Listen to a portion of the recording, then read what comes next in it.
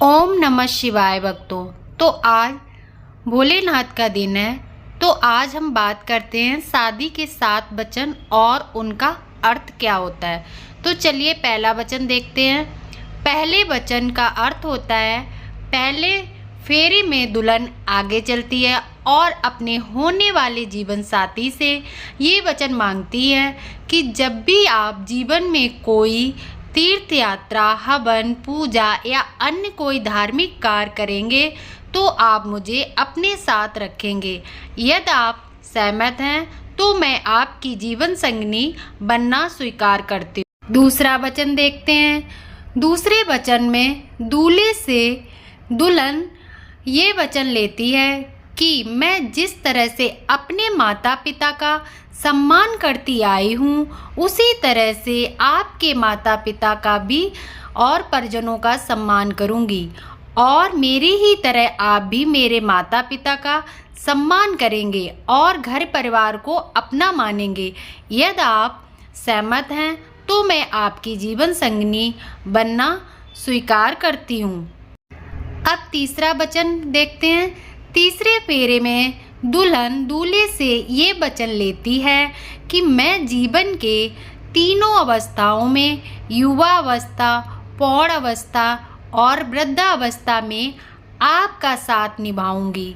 अगर आप भी मुझे ऐसा वचन देते हैं तो मैं आपकी जीवन संगिनी बनना स्वीकार करती हूँ। चौथा वचन देखते हैं। चौथे वचन में दूल्हा आगे आता है।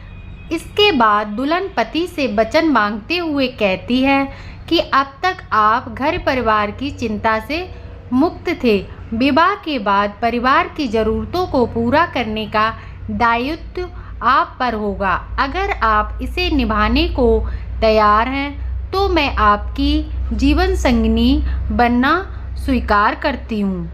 इसी के साथ अब हम 5वां वचन भी देख लेते हैं।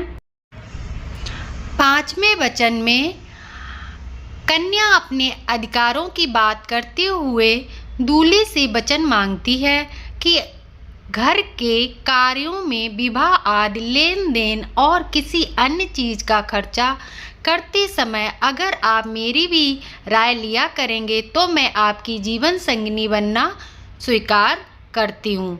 तो ये 5वें वचन में कन्या अपने पति से अपने अधिकारों को मांगने की स्वीकृति मांगती है और अपना 5वां वचन पूरा करती है। अब हम 6ठा वचन देख लेते हैं। 6ठे वचन में दुल्हन दूल्हे से ये वचन मांगती है कि अगर मैं अपनी सखियों, परिवार या अन्य लोगों के साथ बैठी हूँ तो आप कभी भी मेरा सामाजिक रूप से अपमान नहीं करेंगे। साथ ही जुआ आदि किसी भी बुरी आदतों में नहीं फंसेंगे। अगर आप मुझे ये वचन देते हैं तो मैं आपके बामांग में आना स्वीकार करती हूँ।